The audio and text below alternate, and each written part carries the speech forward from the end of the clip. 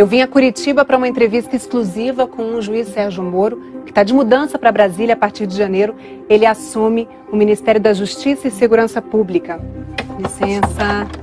Tudo bom? Sob elogios e críticas, o juiz Sérgio Moro aceitou o convite do presidente eleito Jair Bolsonaro. E eu queria saber o que foi decisivo, juiz, para esse sim. O grande motivador dessa aceitação do convite foi a oportunidade de ir a Brasília, numa posição de poder elevada, de ministro da Justiça, e poder implementar com essa posição uma agenda anticorrupção e uma agenda anticrime organizado, que não se encontram ao alcance de um juiz em Curitiba, mas podem estar no alcance de um ministro em Brasília. O senhor conversou com familiares ou fez uma reflexão sozinha? Conversei com amigos, com pessoas experientes, conversei também com a minha família. Na verdade, dos amigos, os conselhos foram diferenciados. Alguns me recomendaram que não, outros me recomendaram que sim. Teve algum momento em que o senhor pensou em dizer não? Sim, isso foi tudo muito novo. Uma semana antes do segundo turno, no dia 23 de outubro, eu fui procurado pelo futuro ministro da Economia, o senhor Paulo Guedes, com uma sondagem. Confesso que ouvi essa sondagem e fiquei tentado. Aguardei o encerramento das eleições e tudo foi decidido, na verdade, no dia 1º de novembro. Nesse dia, o juiz foi visitar o presidente eleito Jair Bolsonaro na casa dele, no Rio de Janeiro. Saiu de lá como futuro ministro. O que eu percebia nas pessoas comuns era um certo entusiasmo, um desejo que eu aceitasse esse convite. Então as pessoas me procuram, me cumprimentam. Para mim é um sinal de que há uma grande expectativa e espero corresponder a essa expectativa. O ex-ministro do Supremo, Aires Brito, disse que essa mudança rápida do senhor da Justiça para o Executivo, ela comprometeria a separação e a independência dos poderes Executivo, Legislativo e Judiciário. O que o senhor tem a dizer sobre isso? Tenho um grande respeito pelo ex-ministro Aires Brito. Eu acho que a avaliação dele, nesse caso, está equivocada. Existe essa fantasia, né, de que o ex-presidente Lula, que foi condenado por corrupção e lavagem de dinheiro, teria sido excluído arbitrariamente das eleições por conta do processo criminal. Mas o fato é que ele está condenado e preso porque ele cometeu um crime. Mas a defesa do ex-presidente Lula entrou com um novo pedido de habeas corpus pela liberdade dele e pela anulação da ação penal do caso do Triplex. E o principal argumento é de que houve irremediável perda da imparcialidade. O senhor em algum momento temeu colocar em risco todo o trabalho feito até agora ao aceitar o convite para o Ministério? Não, veja, essa questão pertence hoje às Cortes de Justiça, não mais a mim. Mas eu proferi a decisão em relação ao ex-presidente Lula em meados de 2017. Né? Então, assim, eu nem conhecia o presidente eleito Jair Bolsonaro. Eu sopesei, né, essas questões, também levei em conta, mas pelo que eu vejo nas pessoas comuns que eu encontro por aí, ninguém tem essa sombra de desconfiança. Na sexta-feira, depois dessa entrevista, o Conselho Nacional de Justiça solicitou que Sérgio Moro preste informações por suposta atividade político-partidária ao aceitar o convite para ser ministro. O juiz terá 15 dias para se manifestar. Eu estou indo para consolidar os avanços da Operação Lava Jato em Brasília. O senhor acha que o momento que a gente vive hoje, politicamente, é resultado desses 4 anos da Lava Jato? Em parte, nas eleições, havia um sentimento muito forte contra um sistema político que, apesar de todas essas revelações de casos de grande corrupção, praticamente nada fez. O atual senhor presidente eleito foi quem talvez melhor foi identificado pela população como alguém que modificaria esse status quo. Qualquer outro candidato que fosse identificado com essa causa anticorrupção teria boas chances, sem prejuízo das outras bandeiras do candidato. Né? O senhor deu uma coletiva essa semana em que enumerou ali, listou uma série de medidas que pretende encaminhar ao Congresso ao longo do governo. O juiz defendeu que condenados por homicídios pelos tribunais do júri cumpram pena imediatamente, sem esperar o julgamento de recursos. Que seja proibida a progressão de pena e a saída temporária de presos que tenham vínculos com organizações criminosas. Que crimes graves demorem mais a prescrever. Que haja uma regulação mais clara para que policiais possam trabalhar disfarçados. Que seja ampliado o banco de dados genético para esclarecer crimes com exames de DNA. Que denunciantes anônimos sejam mais protegidos. Entre as propostas e bandeiras de campanha do presidente eleito está a flexibilização da posse e do porte de armas. O que seria isso na prática, essa flexibilização? As regras atuais são muito restritivas para o posse de arma em casa. Posse é a pessoa ter uma arma dentro de casa, não ela sair por aí passeando com a arma. E é porte, é diferente. Hoje a gente tem uma pessoa com 25 anos que preencha uma série de requisitos, passe por uma série de testes psicotécnico, antecedentes criminais, e se ela comprovar que ela tem uma necessidade de, por algum motivo, de ter uma arma, ela consegue ter uma arma. Em que isso mudaria? Eu acho que isso não pode ser muito além de uma afirmação, de que eu quero ter uma arma em casa, eu estou preparado, eu não tenho antecedentes criminais, eu fiz os testes psicotécnicos, e assim, eu quero ter uma arma para vamos dizer assim, porque eu me sinto mais seguro por isso. Vários estudos mostram que esse armamento não obrigatoriamente reflete numa diminuição da criminalidade. Acho que a questão não é exatamente diminuição ou não da criminalidade. O senhor presidente foi eleito com base nessa proposição e me parece que existe aí um compromisso com seus eleitores. O senhor, como juiz, tem o direito a ter uma arma em casa. Sim. O senhor tem uma arma? Sim. Mas não anda armado? Bem, aí são questões relativas à segurança pessoal, eu prefiro não responder. Mas normalmente não. Tem alguma coisa que tire o sono do senhor hoje? Hoje, olha, eu exerço a profissão de magistrado na área criminal e não raramente me deparei com casos muito difíceis. Isso sempre envolve uma situação de risco. Mas vão ser tomadas as providências necessárias para assegurar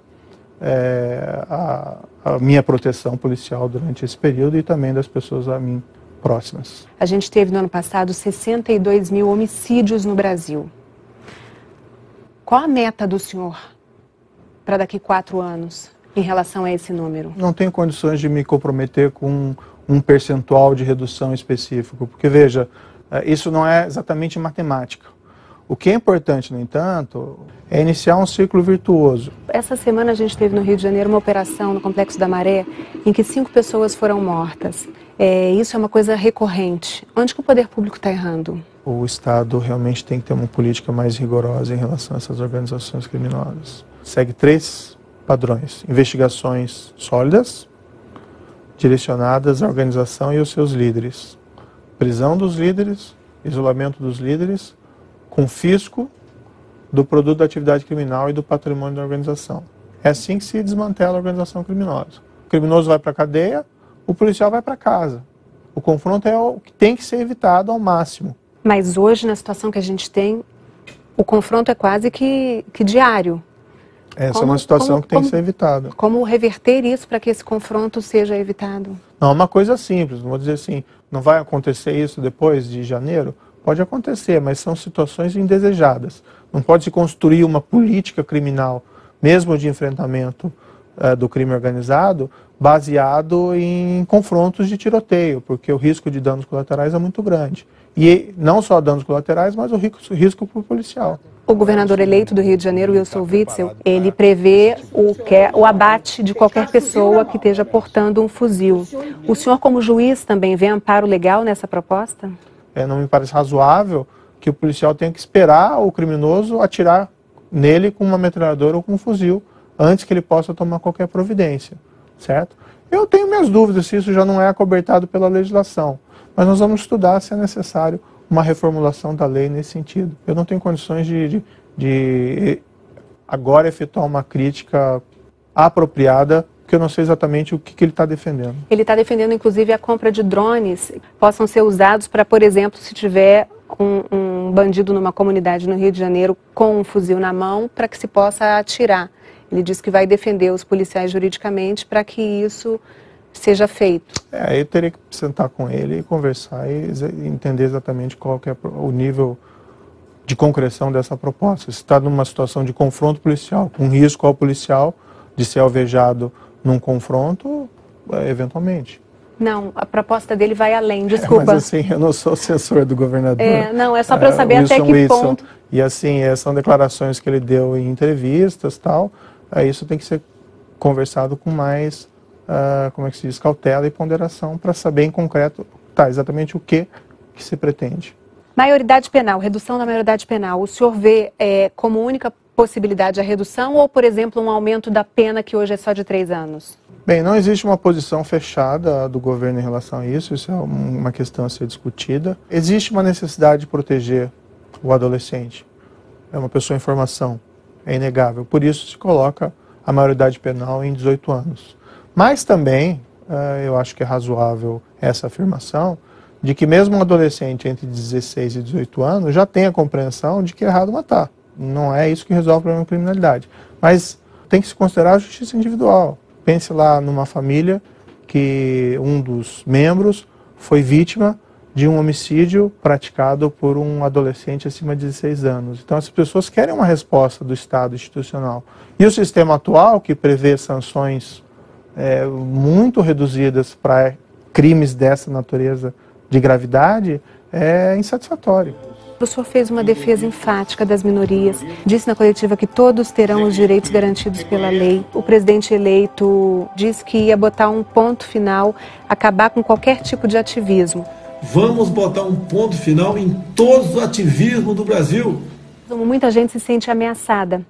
Quais as garantias o senhor pode dar para a comunidade LGBT, para negros, mulheres, de que os direitos não serão retirados, de que essas pessoas não serão atacadas? Eu acompanhei todo o processo eleitoral e eu nunca vi, da parte do senhor presidente eleito, uma proposta de cunho discriminatório em relação a essas minorias. E eu não imagino, de qualquer forma, que essas minorias estejam ameaçadas. O fato da pessoa ser heterossexual, homossexual, branco, negro, asiático, isso é absolutamente indiferente.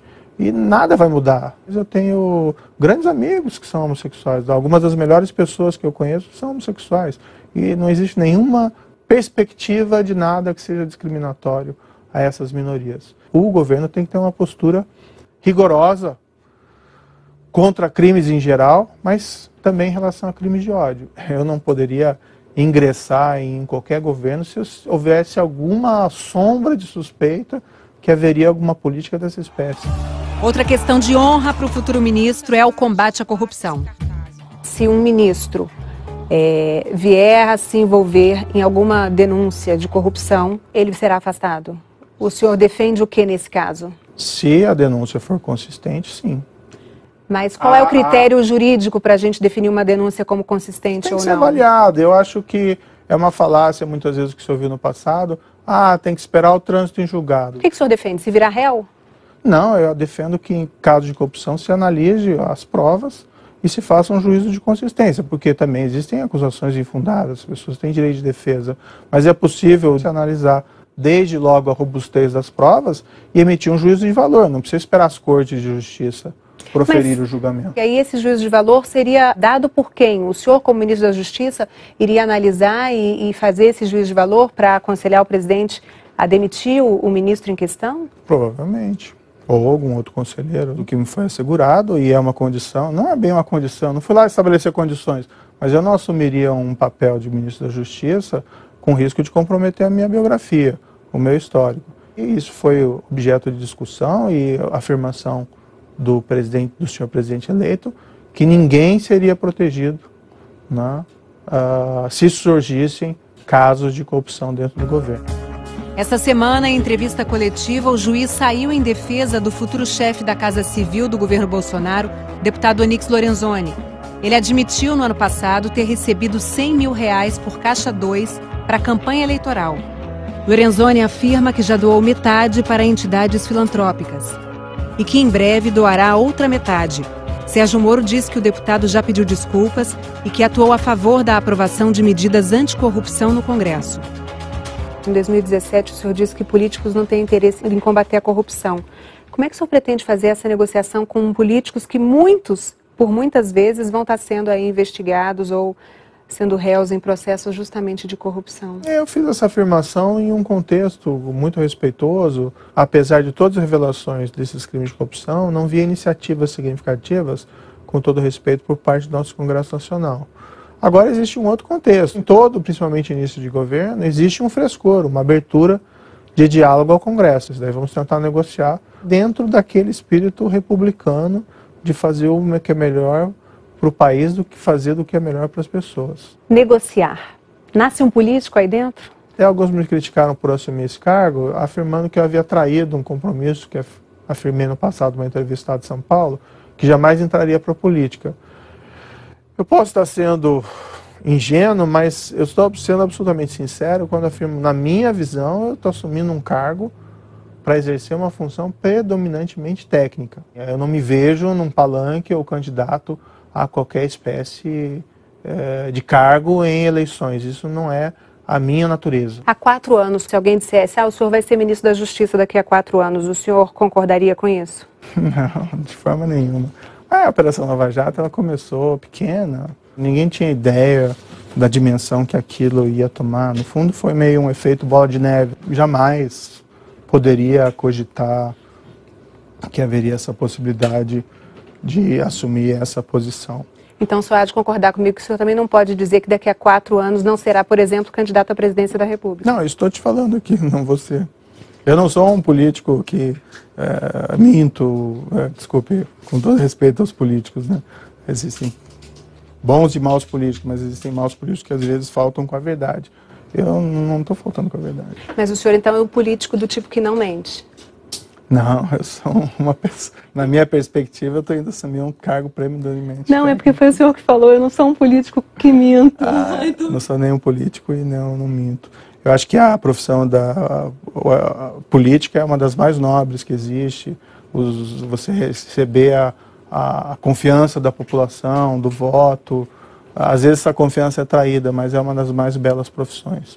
Não tem qualquer demérito nisso, é só uma questão mesmo de natureza e perfil. O senhor mais de uma vez já falou que vai estar subordinado à palavra final, que é do presidente eleito Jair Bolsonaro. Se chegar numa hora em que vocês divergirem em absoluto?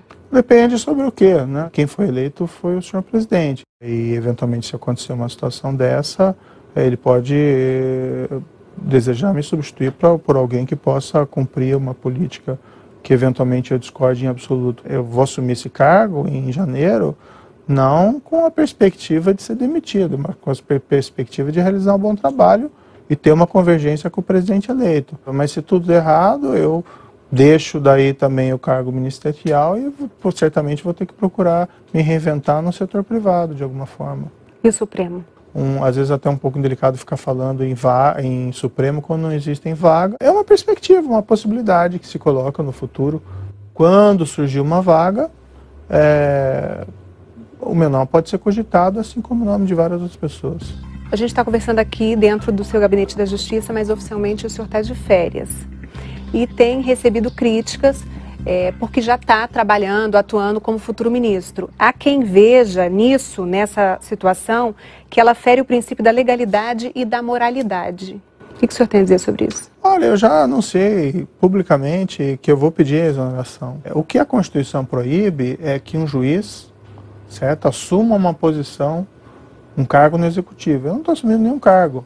Eu estou apenas, assim, colaborando para a formação de um futuro governo. Mas na prática o senhor já não está trabalhando como futuro ministro? Não, eu não estou praticando nenhum ato oficial. E eu tenho recebido, por conta dessas políticas que nós queremos implementar lá em Brasília, diversas ameaças. Vamos supor que daqui a alguns dias eu peço a exoneração, daqui a alguns dias acontece alguma coisa comigo, um atentado.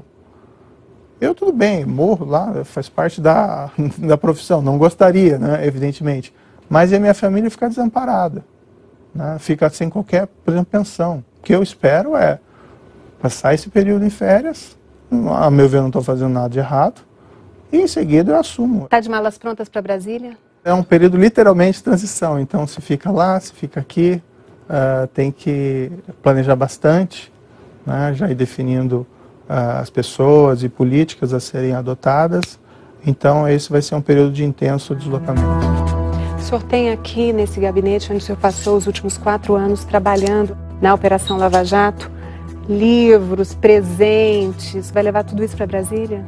Boa pergunta, ainda não decidi, mas vai ser de fato um problema e certamente eu vou sentir muita saudade desse ambiente. Obrigada, Até mais, sucesso. hein?